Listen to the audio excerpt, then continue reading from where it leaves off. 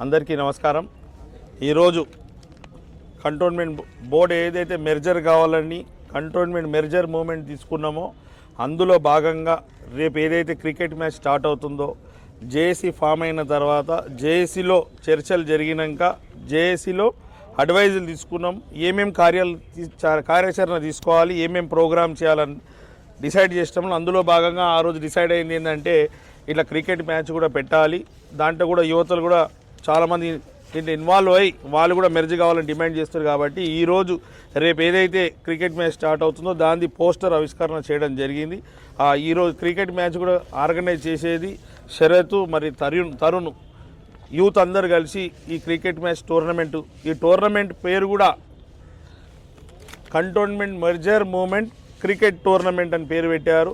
ఇందులో అందరూ భాగస్వాములు అవుతారు, అందరూ పాల్గొని దీంట్లో ఆడుతున్నారు. కాబట్టి వీళ్ళు కూడా యూత్ కూడా అందరు కోరుకుంటుండ్రు, క్రీడాకారులు అందరూ ఏం కోరుకుంటారు, కంటోన్మెంట్ బోర్డు మెర్జర్ కావాలని డిమాండ్ ఉంది. కాబట్టి ఇది కూడా మెర్జర్ మూమెంట్లో భాగంగానే ఇవన్నీ కేంద్ర ఉన్న బీజేపీ ప్రభుత్వం మీద ఒత్తిడి తీసుకురావడానికి యావత్ కంటోన్మెంట్లు ఉన్న అన్ని కాలనీసు, అన్ని బస్తీలు, అన్ని సంఘాలతో పాటు యువత కూడా క్రీడాకారులు కూడా ఈరోజు కంటోన్మెంట్ బోర్డుని మున్సిపల్లో మెర్జ్ చేయాలి, ఎలక్షన్లు రావాలని డిమాండ్ చేస్తున్నారు. డెవలప్మెంట్లు జరగాలంటే మెర్జ్ అయితేనే డెవలప్మెంట్ అవుతుంది. ఎందుకంటే 1200 కోట్ల రూపాయలు సర్వీస్ ఛార్జెస్ వస్తలేదు.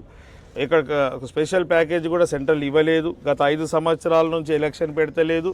మెర్జ్ చేస్తుందని మెర్జ్ కమిటీ వేయడం, సంవత్సరం రాచరిక వ్యవస్థ లెక్క ఒక రాజపత్రం ఇచ్చినట్టు బీజేపీ ప్రభుత్వం బీజేపీ వాళ్ళకు పత్రం ఇచ్చుకుంటూ పోయి ప్రజాస్వామ్యాన్ని కూని చేస్తుంది. ఇక్కడ డెవలప్మెంట్ని జరగకుండా చూస్తుంది.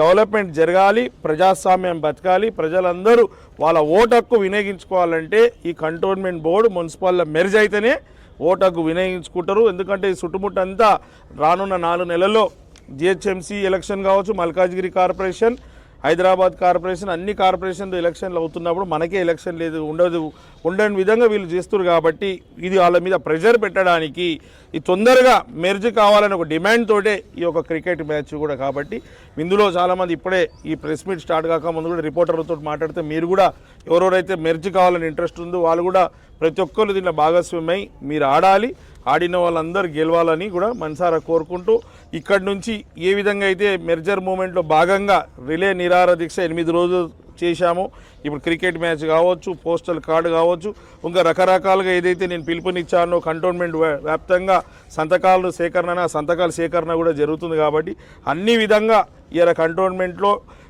కంటోన్మెంట్ బోర్డు మెర్జ్ అయ్యే వారికి మేమందరం కలిసి జేఏసీ యూత్ అన్ని వింగ్లన్నీ కలిసి పోరాటం చేసి మెర్జ్ చేసేవారికి పోరాటం చేసి కంటోన్మెంట్ ప్రజలు సంతోషంగా ఉండేటట్టు, వారు ఓటు హక్కు వినియోగించుకునేటట్టు, డెవలప్మెంట్లో అందరు భాగస్వామ్యం అయ్యే వారికి ఈ పోరాటం ఆగదని మీ ద్వారా బీజేపీ వారికి తెలుపుతున్నాను. తక్షణమే బీజేపీ వాళ్ళు కళ్ళు తెరవాలి. ఇక్కడున్న స్థానికులు కావచ్చు, ఎంపీ గారు కావచ్చు, కేంద్రంలో ఉన్న వాళ్ళందరూ ఇక్కడ ప్రజలు ఇన్ని రోజుల నుంచి ఇబ్బంది పడుతున్నారు. కాబట్టి ఇలా ఇబ్బందులు తొలగడానికి ఒక బాధ్యత గల వ్యక్తిగా పార్టీలను పక్కకు పెట్టి ప్రజలు బాగుండాలని ఏమాత్రం ఆలోచన ఉంటే తక్షణమే మెర్జ్కి ఢిల్లీలో మీరు మాట్లాడాలని కోరుతున్నాను.